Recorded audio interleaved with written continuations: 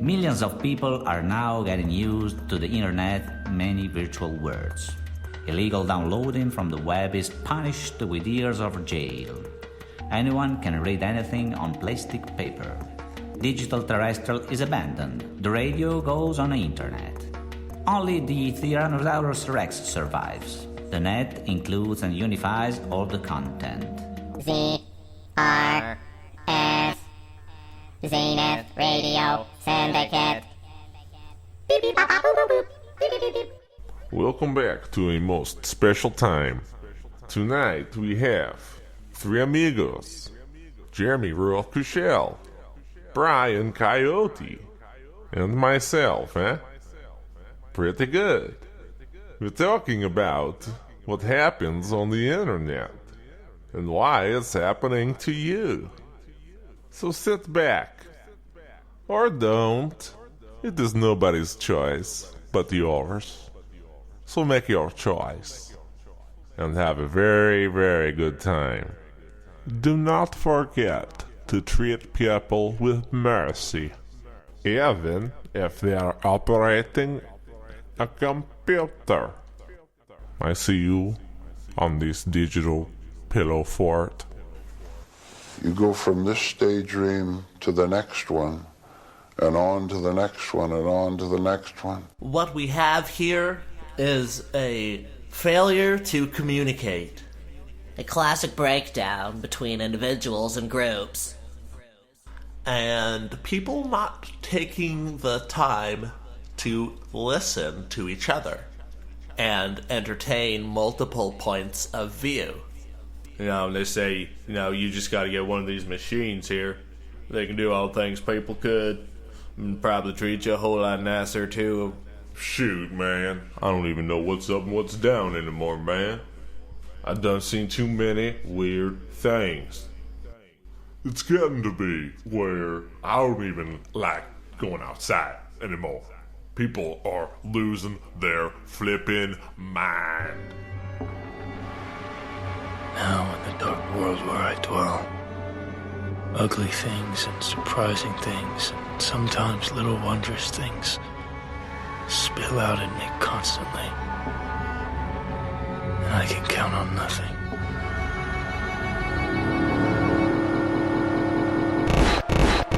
Being that this is a new millennia, there's no necessary reason to marry oneself to 19th century practices. And one way to find better models of doing any number of things is by open sourcing the blueprint to the millions of would-be meaningful contributors.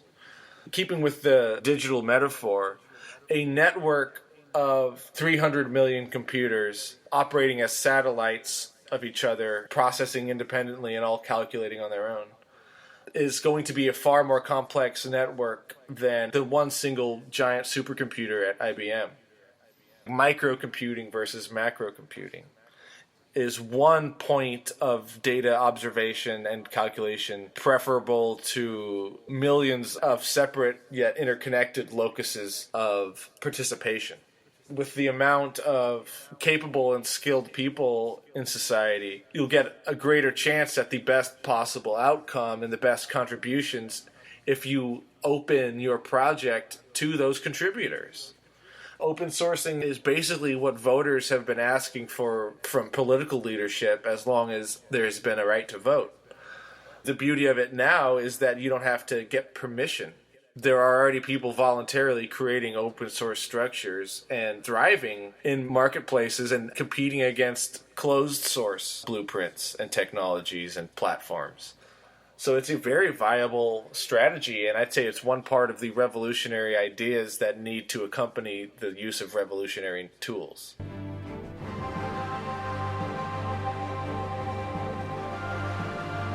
The idea of opening the source, or allowing the users of a product to examine, modify, copy, and share its source code, predates the digital age itself. But in recent decades, spurred by the open source software revolution, this idea has begun to take on a life of its own. Millions of people around the world are developing software that anyone can freely download, use, modify, and give away. It's a whole new world, and it's challenging the established software companies. Open source is the future of computing. Download it, use it, modify it, and give it away. It's a whole new world. Open source is the future of computing. Instead of passive consumers of a program, users become part of a community to which they can choose to contribute if they are capable and inclined. The difference from everyday consumer culture is stark, where shoppers simply line up to buy products that are already in their final form, and it is almost never expected that they will actually try to open or modify their products. Openness goes beyond the boundaries of software code and is beginning to transform the way people examine their relationship to the products that they use, the services they perform, and the people that they interact with. What makes it open, it's the fact that you can transfer knowledge, you can pass knowledge to anyone quite freely. And when I say knowledge, it can be everything. So knowledge can be an object, can be a digital number, or it can be what you have in your mind. The whole point of the machine is lost if you keep it a secret. Why didn't you tell the world, eh? Openness as a concept is one that has revolutionary potential, not just in the way that products are manufactured or distributed, but in the way that it transforms people from passive consumers into active members of a community. This change in perception brings with it the possibility of a true change in the global economy and in human understanding itself.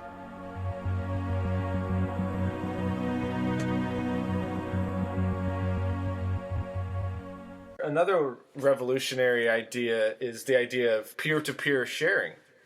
It's almost indicative of the problems in history that peers have had very little ability to distribute things of value to each other without the use of middlemen and institutions and bureaucracies siphoning value off the top.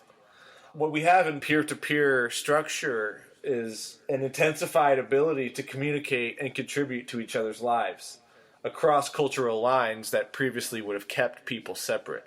Peer-to-peer is not unlike Karl Marx's notion of from each according to his ability to each according to his need. One person has the ability to provide a file or a program or a service, and another person who needs that service is linked to it. The beauty of it is that you can link people with abilities to people with needs without the whole communist superstate that Marx felt was necessary to accomplish that.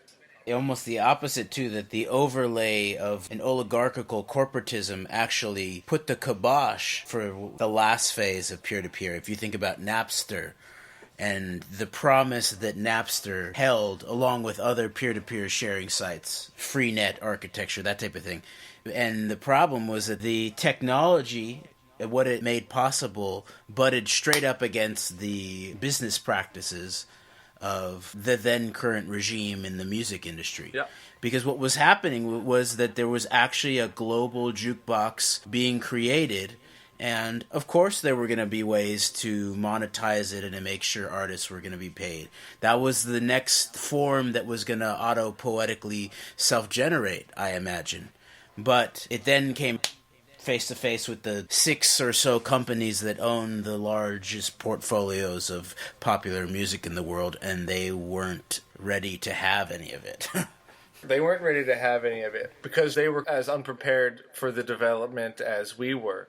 The only problem is that they had millions of dollars at stake that were in jeopardy because of some of these developments. And control, really, because if they had gone and adapted to the model, it would have just increased their outreach. Exactly. They still could have owned, what they owned, their assets, but they would have gotten paid more. Artists would have gotten paid more. So, at some level, it is a stultified control structure that very much. Yeah. Then they closed down those early peer-to-peer file sharing platforms, but they had to put teenagers in jail to do it. They had to.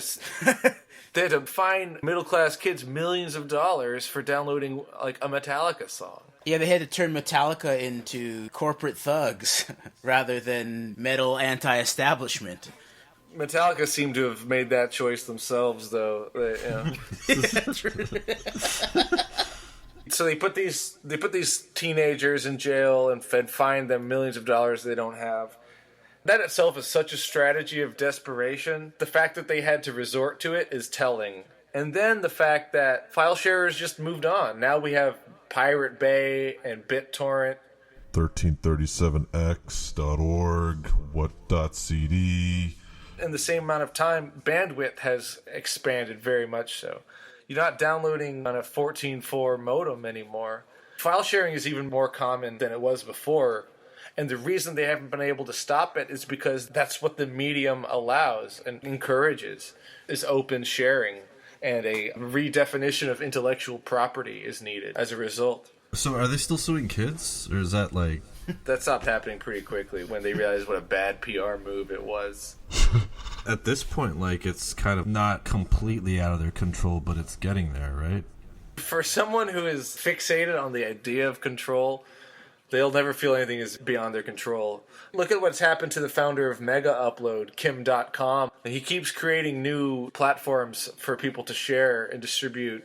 I mean, I guess unlawfully, but there's still new platforms for people to share stuff with each other. And each time he gets sued or put in jail with a greater fine or a greater punishment every time. But he keeps doing it, and they keep not being able to fully stop them. They can annoy you, basically, is what they can do. They still do that. The entertainment industry will never really relinquish its desire to fight file sharing. Yeah, and it actually points that it has not yet really been resolved. You still have the file sharing underground, but in terms of the large creative asset holders, they have learned at least a little lesson in that they are not like the big music companies at the time of Napster, where they're just like, you're going to keep buying CDs whether you like it or not. Actually, it was a hardware manufacturer, Apple, that actually pushed the music owners to embrace digital technology in that fashion. Hi. Hi.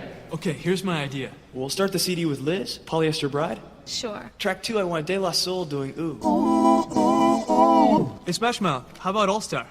I don't think so. Barry, how about something for, the ladies? You sure you're ready for that? Are you speaking my language? It's your music burning on a Mac. Dig? But at this point, if you look at like Netflix or the Spotify's or Tidal or something like that, the content asset holders have learned that people will pay for convenience and aggregation and bulk in one place. And there will always be people that would rather go and find it for themselves and for free. But a lot of people will pay for it. But the thing that has still not yet been really disrupted in that fashion is a little bit of what's being suggested by Tidal, where the artists step in to maximize their reach and their remuneration in relationship to their own art forms. But I still think there's tons of room in that gulf to further connect artists at all scales of production directly to their fans. And of course it lies in the scattered mix in terms of crowdfunding or Patreon and fan backing of one's works, but the creative networks do not yet really fully exist in terms of digital artist cooperatives that are open sourced and are open shops to some extent. Pay what you want. You can pay nothing. Generally, if you give people an option of paying nothing or paying $5 or $20, they'll not just take it for nothing. They'll pay $3, $4, $5, which is astronomical relative to what people are getting on Tidal or Spotify. On Spotify, you get something like 0.1% of a cent per play. Yeah, Pharrell Williams got like a few hundred or a few $1,000s for like tens of millions of plays, I think, for one of his songs. Yeah, exactly. I still think that's an old-fashioned way of looking at it. Yeah. The need for middlemen of any kind is gone. Yep. So the bands who are distributing their stuff themselves to people that have already found them, those people are doing way better than bands under the old Jimmy Iovine, Interscope, David Geffen model of pure exploitation. 50 cents an album. I mean, the amount of people who've sold platinum records and then been declaring for bankruptcy a short time later is a very long list. So I don't think that's necessarily something to have to wait for, is for someone like Jay-Z to create a way for people to get paid for their music. Because that really just serves people on Jay-Z's level of fame who can release a crappy song and get 5 million plays on curiosity alone. It doesn't help the average struggling person making art to trying to make a life out of it. Yeah. Jaron Lanier's book, Who Owns the Future, deals with a lot of this area. The promises are there for the artists and musicians of the world to make a good living of their art and music, connecting directly with their fans. And some are doing it, but it hasn't yet gotten back to the place back in maybe in the 50s and the 60s that the journeyman musician could get paid. They wouldn't own their masters and stuff like that, but they could get paid living wages to play their music every single night. So it may be that it's somewhere in the realm of, I don't know if you've heard of, what's it called, Ethereum? No. It's like blockchain 2.0, where it's an entire web browser based upon a blockchain. And what you can do is you can create distributed autonomous organizations. So basically you could create your own limited liability corporation that goes out on the internet and trades and barters in your art and creations and fulfills programs of its own accords and then can evolve over time too. Now, who owns the future? And more to the point, who's paying for it? Because we've all become accustomed to an internet free-for-all. And is it possible that social networks, far from liberating us all, end up undermining society itself? Way back 30 years ago, some friends and I conceived of a certain ideology, which is that information should be free and openly shared. And this is familiar today in the pirate parties and WikiLeaks and many other things we're familiar with. And there was a flaw that we didn't know about in the idea, and the flaw is very simple, that whoever has the biggest computer on the network can do more, can concentrate information, can calculate more about everybody else. And this leads to a situation where there are just extraordinary concentrations of money and power. I just think we've made a mistake. If we look at the decades since the turn of the millennium, we have this huge new efficiency of all this computer networking, and instead of seeing this renaissance of wealth and an increase in opportunities, we see austerity and financial troubles in the entire developed world at once. If you look at each situation, they all track back to the problem of power and information and money, which are all similar in our age, being not concentrated. People should be paid for information that's used because they exist, information that wouldn't exist without them. So does that extend to, for example, a tweet? You know, you put out information in a tweet, should you get paid for that? Sure, and I think you should be able to set your own price on your tweet. But that's in a way not the most important example. I know that many people currently enjoy the free system. Let me give you, I think, an example that illustrates the importance of this idea. Let's suppose you're walking out in the streets of London and you're being tracked by all the many cameras.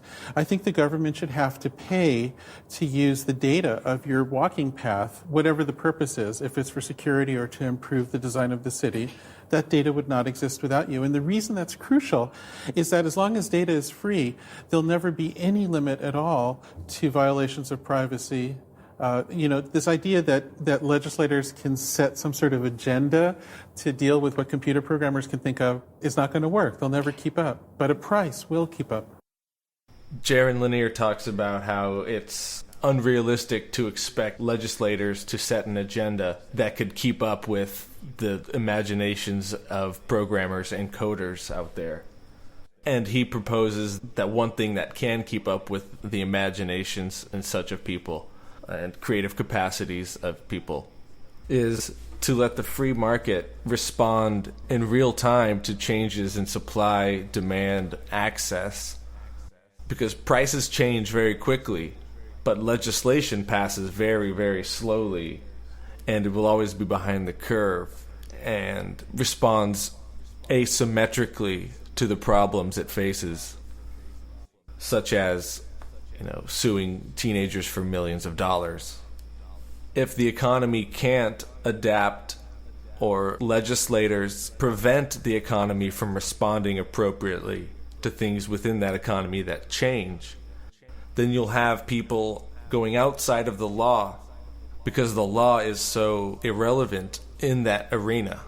So if the laws don't change anywhere near as quickly as people do, then people will find themselves living outside of the law very quickly.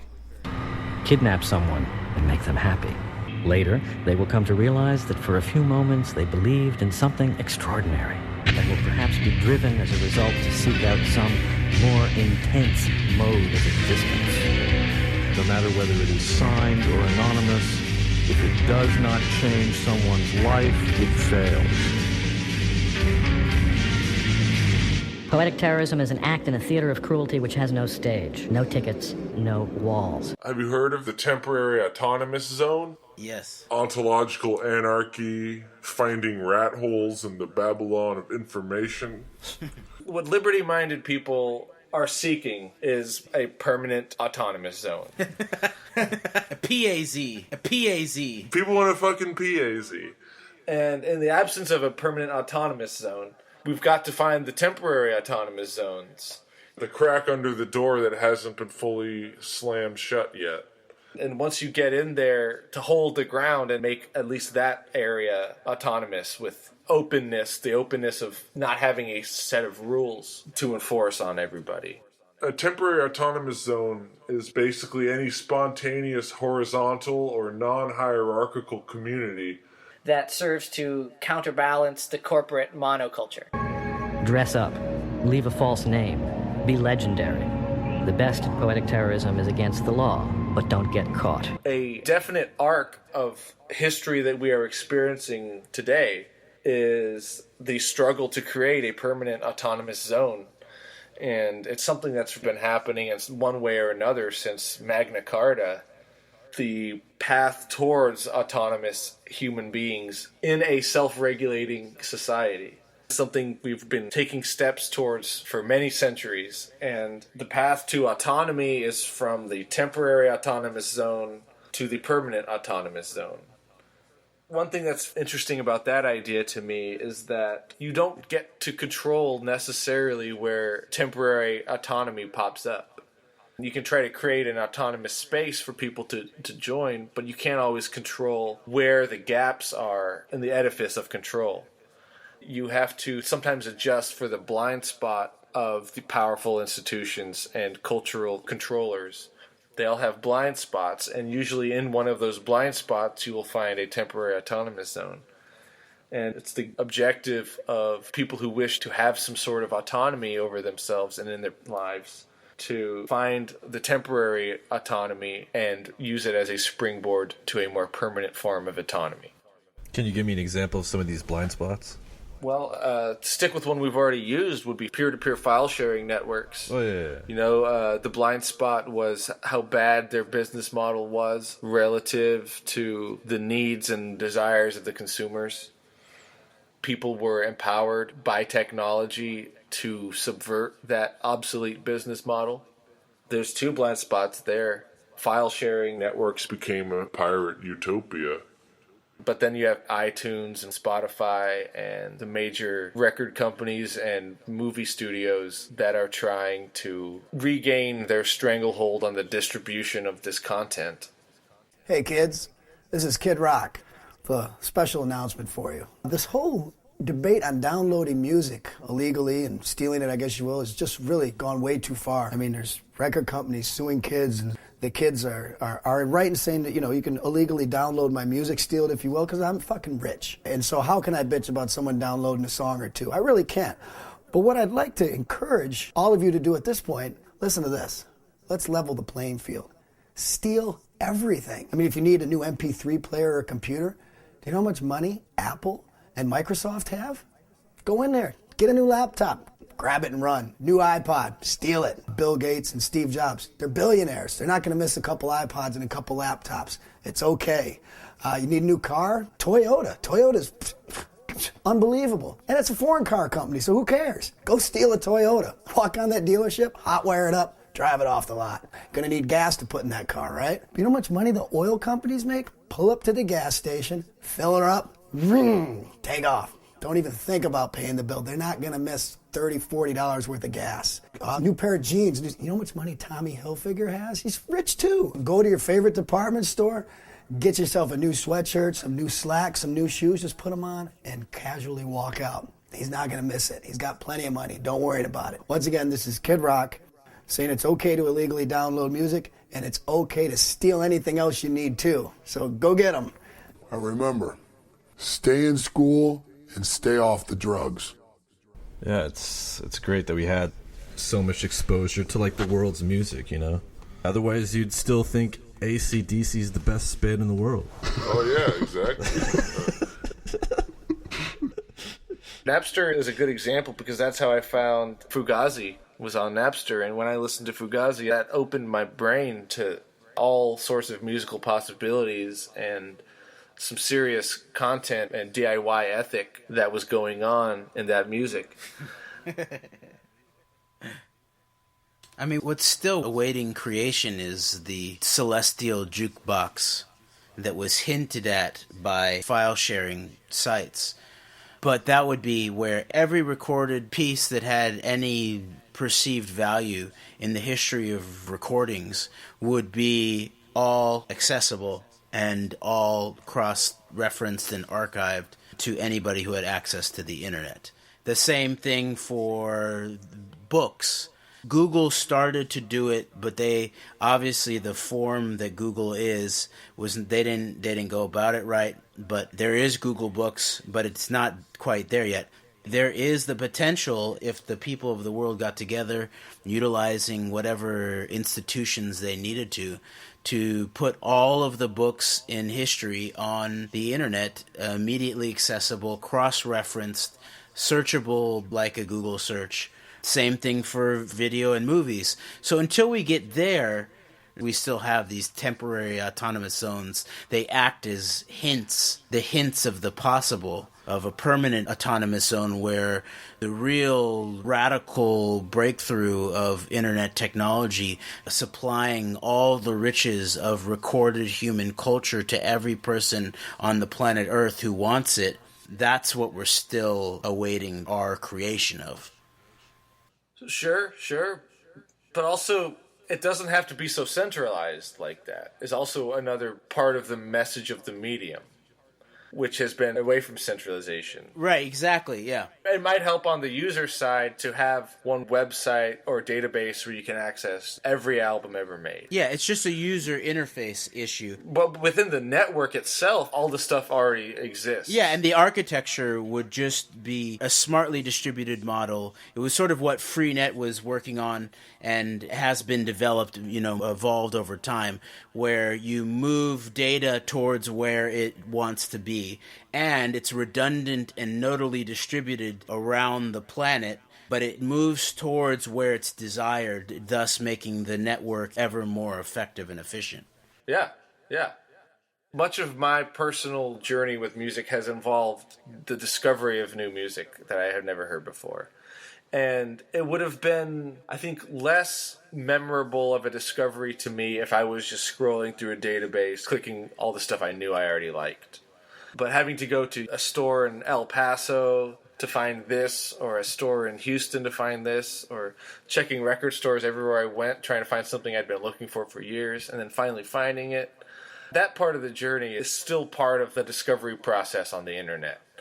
It's part of that stumbling process, having to go to this part of the network for this and this part of the network for this, and having more than just one destination. A Walmart of music, a mega store of the internet music history. See, the issue is that one thing is that what I think you're describing is the adventurer's mind state and the digger, the archaeologist. And what's interesting about this model is that everybody who holds on to that as an important archetype for themselves would play a really crucial role, because we have to go back and dig up all of the important stuff and maybe make it accessible. Just because you enjoy the experience of going to a used bookstore, and I definitely love that experience, and digging into the corner or a record store and digging through stacks and looking for something you've never heard of, and the serendipity of the encounter, the sort of odd and random curious encounter, and you find a book. If that book is important to you, it may be that it really belongs at the library also. And there's going to be ever more stuff to continue to find and archive. And then the other thing about your point about territory, that if it's accessible, then the whole territory is fully available to you like some digital Walmart. it's not the case, because you can't ever explore the entirety of human history.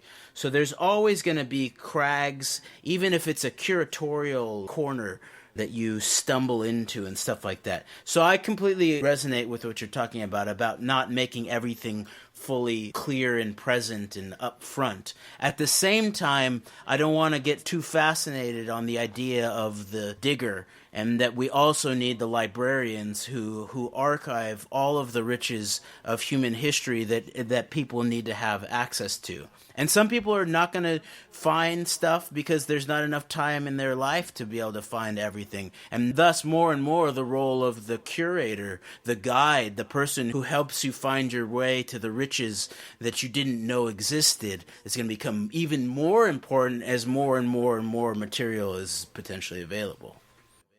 Yeah, there's definitely a lot of vinyl that's not on the internet. In poorer countries, after a few years, they would melt down all the old vinyl from the previous decade and make new vinyl out of it. But even some of that stuff has made it on the internet. Some of that stuff that was spared from the recycling vinyl process, some of that still has made it on the internet because of, like you said, the digger. I'm not talking necessarily about the digger. I'm talking more about the seeker, and it could be a semantic difference. I'm not sure. No, you're right. But just the seeking part of discovery. Yes, exactly. And in a way, what you could imagine is an architecture of the internet that's much more like architecture or like geography in a way, where it really felt like you really were moving through terrain and opening up new rooms, seeking new corners of a forest. And in a way, it's a very young landscape that hasn't yet fully developed its crenellated architecture. So I imagine that is existing in the future, and I think we're going to find our way there. I hope so. But we've got to get the other stuff down first, I think. We've got to wage the revolution with the revolutionary ideas backing us up. True that. Or rather, we've got to be the ones to back up the ideas rather than call the ideas to back us up, because that puts us in front of the ideas, and I think it should be the other way around. Mm-hmm. And to backtrack a little bit, we talked about how the culture war has moved largely into the digital space. As a recognition of that, in order to enact a better culture, to create a better culture, we need to understand how to participate meaningfully in the culture war rather than just be victims of it. And that involves a use of what I call the dark arts of the internet or of web culture. Culture jamming, hacking, and trolling. The dark arts of the internet. These are all part of the counter-meme eumemics process. Trolling especially is a great way to conduct negative eumemics of trying to destroy bad memes and toxic memes. Ideas not worth spreading. It's like the anti-TED. That's me, man. I don't have a high opinion of TED Talks. What would a TED Talk be like if the audience wasn't limited to people who were invited to the conference? It would be so much fun to troll people during their TED Talks. You should start at the anti-TED, dude. I should. TED is dead. TED for trolls. TED for trolls. Call it bed. Time to put Ted in his bed. Boredom. Excess. Debauchery. Beneficial educational destruction. Brains emitting diarrhea. Basically everyone dies. And hacking is not just seizing control of another person's machine or network. It involves repurposing something or changing the expectation in a social environment or a social product. A lot of people are familiar with the term life hack. There's a website called Life Hack. It's full of hacks that do not involve really very much digital technology at all. It's like, a better way to cook your egg, a better way to freak people out in the elevator. Not all hacking is digital technology. A lot of it is just a clever reimagining of our relationship to certain things in our daily life or in our culture.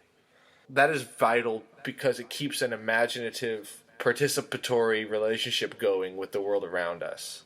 The world is not just something rigid and inflexible and immutable to simply endure.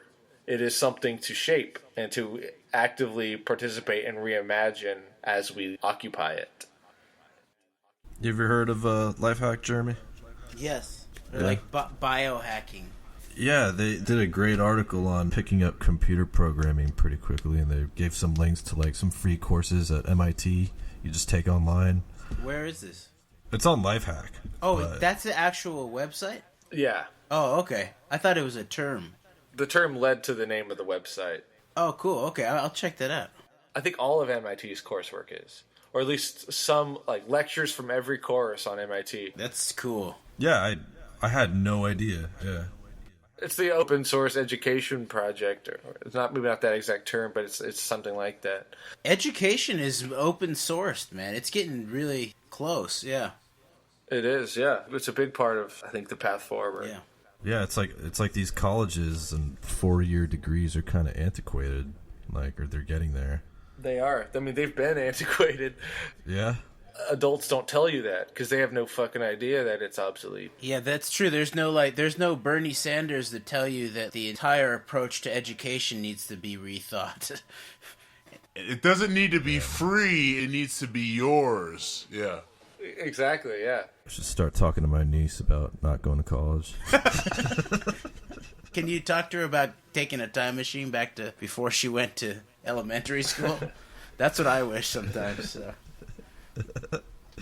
College is sort of when it almost gets sort of cool if you know what you're doing. It can. Sort of, almost. I agree with the almost and sort of. There's books, and there's music, and there's people, and there's women, and there's hallucinogens. So, a lot can happen. Oh, absolutely, yeah. But you can also have all those things without tuition, so. True, that with large debt, that's true. Well, but maybe you can't. That's part of the thing is that we're seeking, the community is really what we're seeking, is the epicenter for people to get together to be able to live and learn together. That's what we're really after. That's what we're really after, but have you seen what's going on college campuses recently? Who the fuck wants to be a part of that community? Yeah, it's not a community. That's part of the issue. It's a debtor's prison with books. Safe place. It's a safe place. And yik yak. It's debtor's prison with books and yik yak.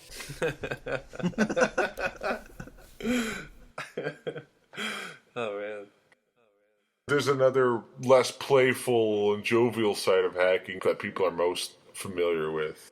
The shadowy terminal hacker trying to access your mainframe and use the low orbit ion cannon. DDoS machine.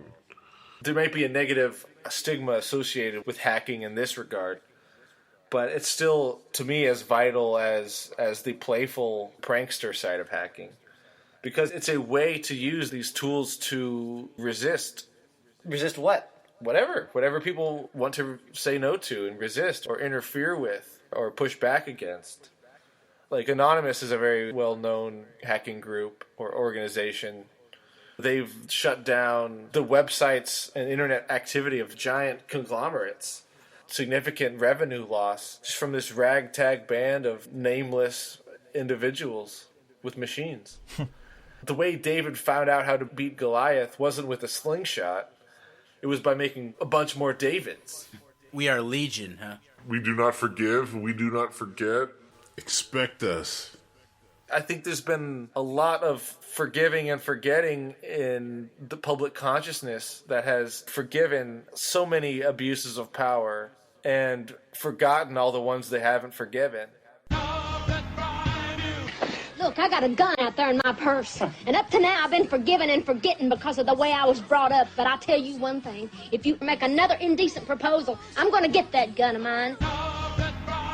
There's no real leadership from what I heard. Like, they're kind of just sort of scattered, but they work together. If you don't want to participate in an operation, you don't. People just propose an operation, and those who want to do it, do it. There's no mandate involved at all. And if you look at what Anonymous is most opposed to, it's authority, it's secrecy, suppressing freedoms, it's corruption, child pornography, Scientology. Name for me another organization going after Scientology that has the chutzpah to go after Scientology. People are terrified of Scientology. But you've got a bunch of people everyone thinks are weak, meek nerds taking down something that everyone else is afraid of. I mean, not taking down, but seriously annoying something that everyone else is terrified of. It's great to watch. I think organizations like that are going to be a huge part of the new functioning of digital communities. Almost a watchdog and the offensive arm of the new access we've emerged into. That's the way that I would perceive that sphere, is as the offensive defensive, or you might call it the counterintelligence aspect, where you utilize the anonymity, and that's sort of part and parcel of a closed-off society. It's a way that one uses a mask to protect oneself from a panopticon, and in service of the potential for open spaces and the potential for open culture, open society, where people can show themselves in whatever way they choose to, whatever identity that they choose to show or not show over time, that the use of this sort of dark counter art is to protect a space of freedom, of full and present expression. Because there's something that can't be beat about the continuity of a group of people that know each other, who show their identity to some extent, of like a town hall assembly, of a gathering of the tribes where people show themselves to each other and develop a long-term trustful dialogue. But in order for that to happen in a space where there's predators, social predators, or a system that seeks to undo that, then you need a perimeter force that seeks to protect the autonomous zone. And I think it's worth pointing out that Anonymous as a group emerged largely from one of the most autonomous zones on the internet, 4chan. If Reddit is a fully functioning online democracy, then 4chan is Lord of the Flies. 4chan is a collection of online forums where users can post comments and share photos. It's based on the old bulletin board systems that were big on the web in the early 2000s. There are dozens of forums. Almost everyone is anonymous. 4chan was created in 2003 by then 15-year-old high school student Christopher Poole under his pseudonym Moot. Moot's 4chan's by far the most notorious forum and referred to by many as the asshole of the internet. This is where trolls, lurkers, and fanboys can come to say and show whatever they want, from tentacle porn to poorly drawn pictures of Barack Obama. You might remember 4chan from such slammin' internet meme hits as Rage Tunes, Lawcats, Chocolate Rain, and Rickrolling. You can even thank them for internet hacktivist group Anonymous. Poll hacking, for example, is a common pastime where users team up to skew public polls. Like that one time, users manipulated a secret message into Time Magazine's People of the Year list. 4chan's moderators are usually on top of illegal activity that one can expect in the darkest corners of the internet. However, anything that isn't strictly illegal is usually left to its own audience. Debates about racism, nude photos, ridiculous stories about mudkips, and a whole lot of animated porn abound on 4chan. One might even go so far as saying Over 9000's power level was increasing. By October of 2008, Over 9000 was already one of the most abused memes among 4chan's betards. But this didn't stop one intrepid troll from using the phrase in the most unsuspecting of places, the Oprah.com message boards. The post was so hyperbolic that a seasoned internet dweller would have seen the obvious troll for exactly what it was. An obvious troll. To Oprah and her gigantic fan base, though, the post seemed to be a terrifying threat to be taken very, very seriously. Let me read you something that was posted on our message boards from someone who claims to be a member of a known pedophile network. It said this: he doesn't forgive, he does not forget, his group has over 9,000 penises, and they're all raping children.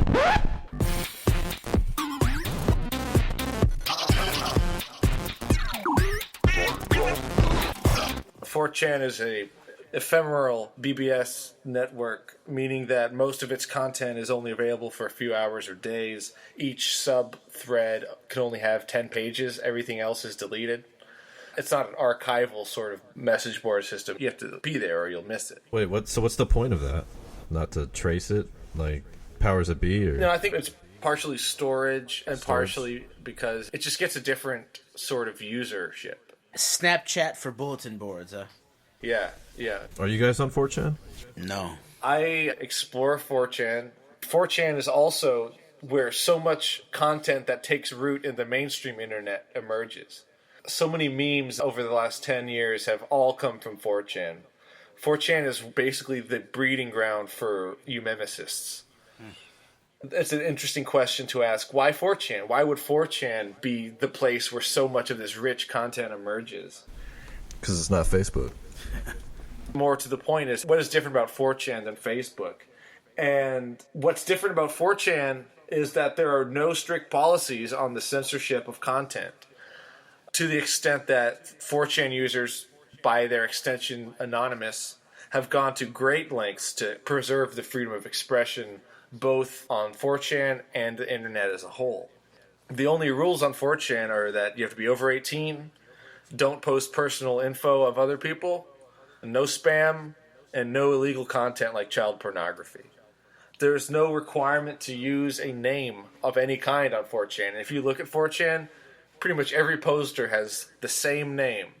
That name is Anonymous. You don't know who's responding to who. Is Anonymous responding to Anonymous? Is this the original poster? And since you might not like everything you find on 4chan, but the test of one's commitment to freedom of expression is in their response to offensive content, not one's response to politically correct content.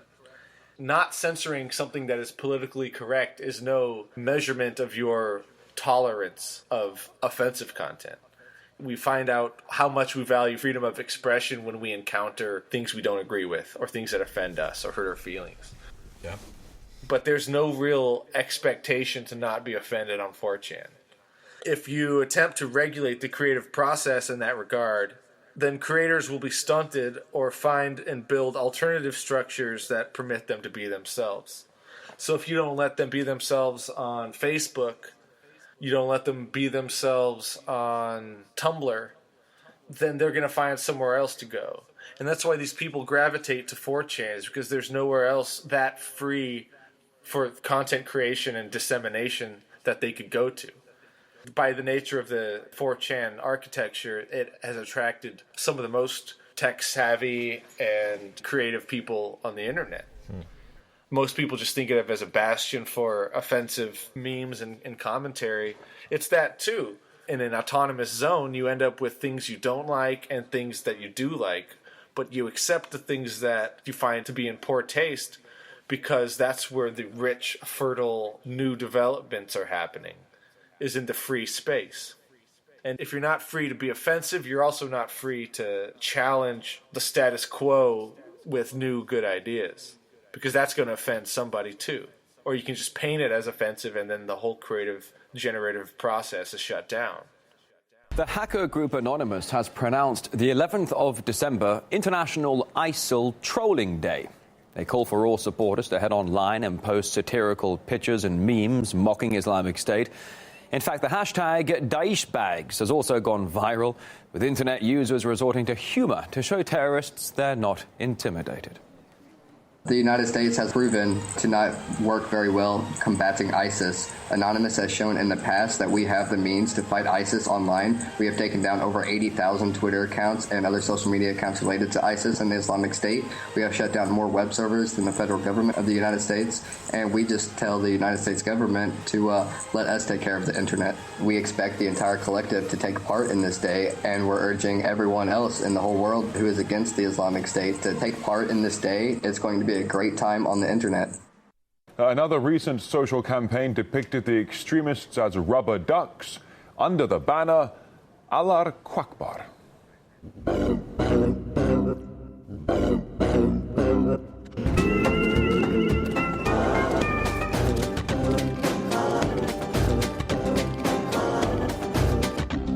So that's kind of how Anonymous came to be, and that's why they call themselves Anonymous, is because there's power and anonymity on the internet. It's become the new privacy.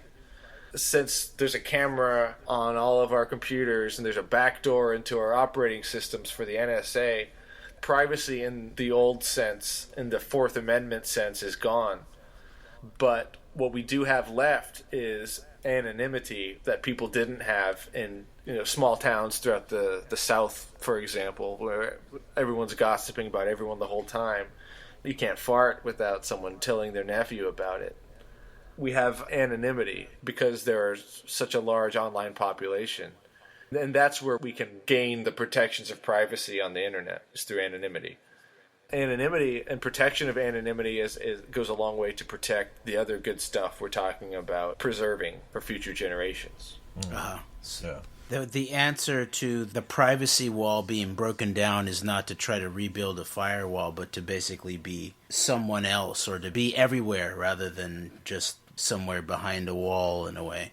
The answer to 1984 is WTF.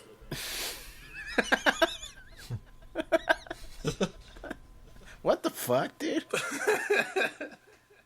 Because these are edgy arts and edge creative spaces that you're talking about in terms of 4chan and Anonymous as a practice, as a offensive defensive practice, there are potentials for shadow elements or false mask operation. Sure. The ideas could be presented as if they were this group, and it's not, but no one could ever really tell. But I like this sort of getting to the bone of what you're describing at 4chan, where it's just like, it's all about the content of the idea itself. You have no clue who said what, when they said it, who's following up to whom, that it's all about the nature of the conversation itself, conversation and dialogue and idea as an autonomous organism. Yeah. And that's a real interesting space, especially to play in the life of ideas. And then what I imagine is that out of that, then you take some of the rich ideas and then you ground them in the living life of a single organism, maybe. Or not, I don't know. Sure. And it's also about the respect for which it treats its users. It gives them so few rules to follow and so few prohibitions that is a sign of respect. Is that be over 18, don't put out other people's personal information, and don't spam. That's it. There's a dignity in not being bound by a silly list of arbitrary rules. Mm-hmm. And that attracts people who feel the burden of repressive lists of rules. If you want to be treated like a child on the internet, go to Facebook, or a heavily moderated, reported abuse type of internet structure. But if you want to be on the frontier and create and be part of the breeding ground for the new stuff, then you've got to go somewhere where there's not these prohibitive rules, these stifling prohibitions on the generation of new content. It's the dynamic more so than anything. The fact that anonymity is allowed and even preferred. It's a confirmation of the values that web culture seems to hold. That the most fertile fields are the least regulated ones. Mm-hmm. The same as the argument against centralization. The dignity goes to the individuals and the ideas rather than some vague alleged notion of protecting the community. Exactly. It's actually some type of corporate protection structure fronted as a community. In that falls the respect for the ideas and the individuals. It's just amazing how diverse it is in terms of talking about hackers, because you do have hacktivists like Anonymous. I could say that I agree with everything they do, or almost everything they do. I don't know. I don't know the extent of everything they do, but. And then there's hackers that work for the government, and then there's these sort of anti-hero hacktivists. I don't know if you've heard of Weave. Have you guys heard of Weave? I saw some film that had him. He was in it or something. Yeah, it could have been Hacker Wars. I haven't seen it, but it's on Netflix. Yeah, he basically hacked into AT&T. All he did was he exposed a flaw, and he posted it on Gawker. And then he went to jail for it. But I guess around then he was kind of open about hacktivism, and he's also kind of a prominent internet troll. But he did a lot of appearances on RT and I guess he went to jail for like a couple of years, and then he's now like a self-proclaimed like white nationalist. Prison does that to you. No one escapes prison without joining a race gang. Well, yeah, definitely. But wasn't he was down with that before he went to jail, though, I think. Yeah, he was always that. But now he's like more outspoken of it. The weird thing is I kind of like him. He's an anti-hero, but he says a lot of shit that makes sense. Yeah. Okay, gotcha. Okay. He says all these things in sort of like a vile internet troll fashion. I think he kind of like also made it popular, the whole idea of dropping docs on whoever he's trolling and then ruin that person's life. And this could be anybody. Most people in the community do not believe that is ethical. That's an unethical hacker move to release people's personal information to destroy them. Yeah, he does that. I don't know if he still does that, but he did an interview on Red Ice. He said some things on there that kind of like resonated with me. He said it more to the point of it being for like a white cause, but he said that like the world is pretty much at some point going to be run by autonomous machines. And so like the best thing that you could do is to learn computer programming and teach it to your kids. What use does an autonomous machine have for a computer programmer? I guess we kind of think of building things in terms of mortar and brick, and the new kind of warfare and the new infrastructure is going to be machines and computers. It doesn't mean they'll be autonomous and managing us. I mean, it seems like they're controlling drones and... Yeah, I mean, people are controlling drones. It sounds like he's like saying like manage your machines or they'll manage you, basically, is what it sounds like to me. I mean, if that's what he's saying, then I buy into that. Yeah. But the inevitability of us being run by autonomous machines, I'd say, is no inevitability. I'd say it's something to not let happen, but yeah. Well, that's why you gotta understand computer languages, apparently. Sure, yeah. And human languages. He wants to do it, and we love you, man. Don't drop our docs or anything. But it got me thinking, like, he wants to use that for a white nationalist movement, so it got me scared. Like, I gotta learn my shit. Jeremy, you gotta learn your shit. It's not any white nationalist that would inspire me to learn computer programming, because I think it's a pretty marginal group, and I don't really... No, it's not. In Europe? Here, even? Here, it is marginal, yes, for sure. There's no easier punching bag or target than a white nationalist. That's how you know who's in the margins, is who you can kick around publicly without the offense takers coming after you. They may be socially marginal, but it's not populationally marginal. And in some way, I think still the highest level programming language is going to be natural human languages. And that part of what's being brought up even in the nature of so-called white nationalism, I'd actually call it European nationalism. As there's a sort of global commodification of culture to the lowest common denominator, and it's very top down, more and more individuals and peoples and cultures are going to want to be able to stake out their own claim to their own place and their own background. And that, if not acknowledged and openly talked about and there being a dialogue, that will then become a supremacist ideology. But I really think that there needs to be more and deeper conversation about the human side of why white nationalists might want to control their machines, because all the other groups are going to control their machines. I've always felt that the terminology of white was actually a dehumanization of the European roots of different peoples who lived in the United States or in Europe, or in other parts of the world. Yeah. Well, like, as soon as we started talking about white nationalism, the way we were talking about it turned into a discussion of paranoia-based, this group with machines versus this group with machines, and everyone just trying to negate each other using machines. And that's just really a small-minded way, I think, of looking at it. I was half joking, but yeah. Yeah.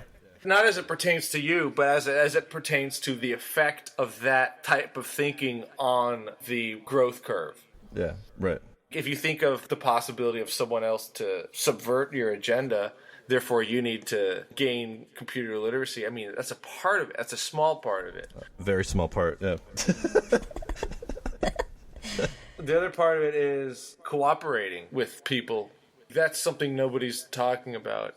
Like, if you want to have a class struggle of this race group versus that race group, you don't even have to use your imagination, because you can just look around you or open a book. Drawing these narratives into the future is a sad practice for me, because these things can be the solutions rather than perpetuations of the problem. Yeah, that's where I was actually going to go. Look at the internet and like the phenomenon with all the apps and Uber and Favor, and I need a flexible schedule for like what I do, and just at the drop of a hat I could work when I want, you know. Sure. Ideas like that. And a different way of thinking. Right. The type of thinking that solves problems, responds creatively to challenges, rather than the type of thinking that preserves the old tribal paranoias of the Stone Age. That's the last thing we should be wanting to use machines for. Right. Part of the conversation we're having has to do with a global culture, a global uprising at some level, and that technology becomes almost like a singular overlay or a singular culture that not only unites everybody, but also everybody lives under to some extent. So in relationship to that, the problem of identity and uniqueness and nationality and roots and culture and tradition, those things become even more important questions in a way. And I don't think it's as simple as, okay, now we're all just equal horizontal brothers and sisters of the global tribe of techno-pagan utopian. Right. So there's an issue of regionalism and of people relating to technology in their own ways. And so we have to also allow for there to be steps. Peoples take their own steps along the way. Black nationalism and black pride is and was a crucial step, especially for Americans of African descent. It took the Black Panthers to be able to stand together in their own, with their own weapons and their own schools and their own school programs. That is a step along the way to egalitarianism in a way. And of course, black nationalism and black pride meant actually a higher form of cooperation at some level than integration and the ghetto as just sort of some sub-integrated level. Because it's people beginning to pick up their backs and recognize themselves as such. Okay, yes, it's a whole different thing when you're dealing with white nationalism in some way, because they're sort of in the place of power already. White nationalism attracts people in the bottom echelon of society. Right. But it sounds like there's a double standard in there, where white nationalism is in somehow a different category altogether, either because of race or because they're part of a political majority. That is not equality, and it doesn't really sound like that much political power either. I don't think it's fair that white nationalism has become synonymous with white supremacy. It shouldn't matter what race community you belong to, because pursuit of self-interest and self-preservation are things that I don't think anyone should be disqualified from based on their skin color. What I think is important is, what values do you hold? To which principles do you adhere? By what means are you going to advocate for them? How do you tolerate disagreement? Can we coexist? I hate the topic of the conjured race war, in a way. Moral relativism and the facade of the race war. On next week's show, Cosmos and Psyche and the race war.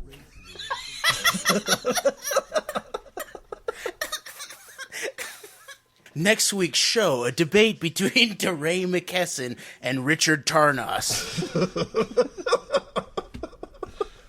But back to Weave. He's an interesting guy. He uses unconstructive rhetoric a lot of the time. He's one of those fixated on the Jews guys. And he says a lot of things I don't co-sign.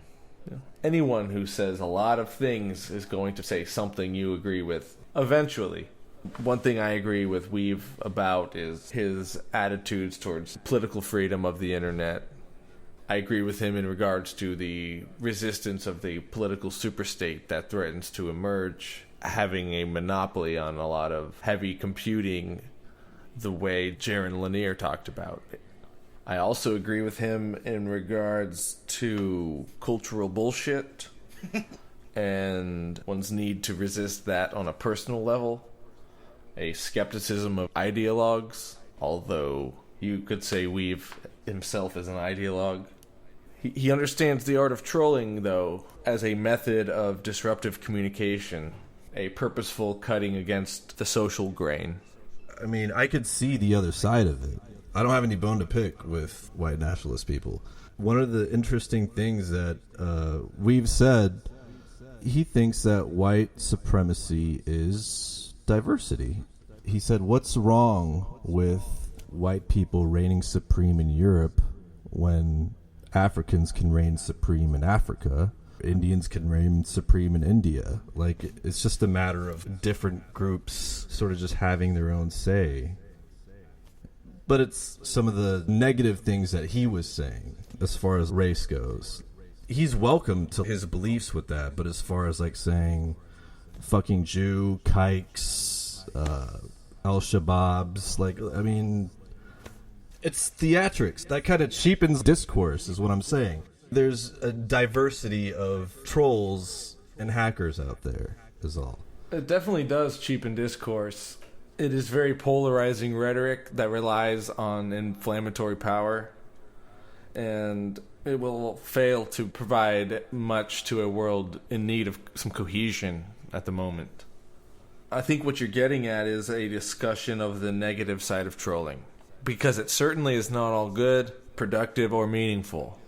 What I'm proposing, though, is that trolling can be great, unless it serves to only exacerbate the existent division and polarization in our society. I like to direct my trolling at the people I find holding extreme ideological positions.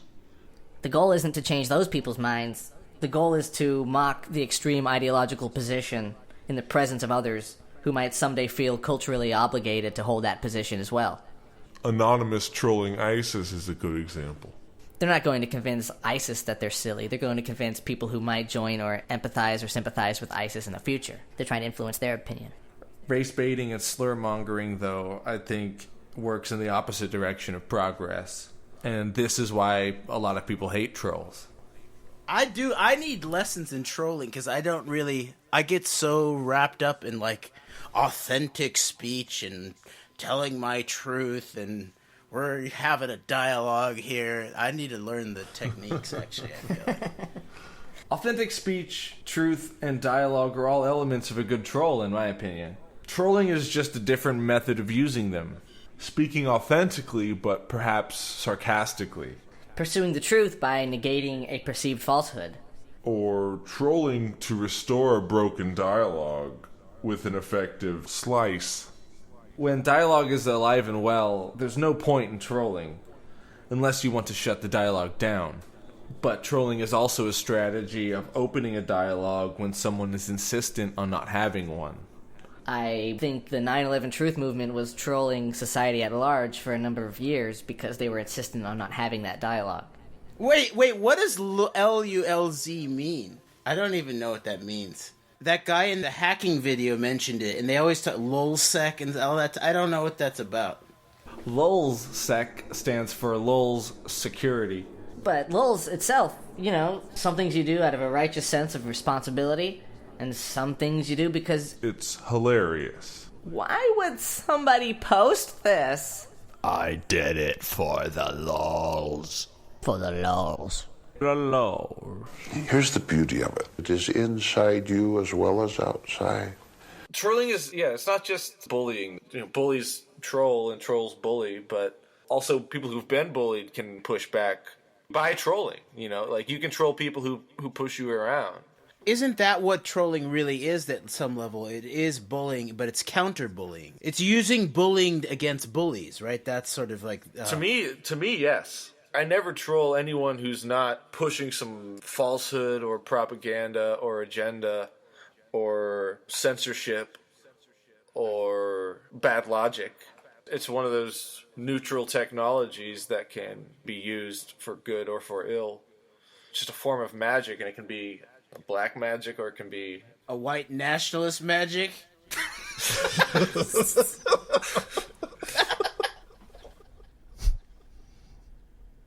I think like the whole thing of dropping docs and getting your privacy invaded is kind of inevitable. So we should just say fuck it. But then people call your job and say you expressing misogynistic attitudes on the internet. So let it be. I mean, you're gonna have to deal with it. Yeah, you're going to have to deal with it. I agree. But also, it's not impossible to have an ethic where people don't do that to each other. The amount of people who, A, post people's personal information online, and then B, use that information to harm them is very small. It's even a small percentage within the trolling hacking community.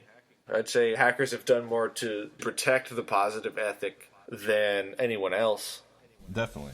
I would agree with that, for sure. They're the masters of the realm. They know how to use some of these technologies the best, so they're going to be more effective at using them. Programming is also a great way to defend yourself, or at least to have some awareness of everything.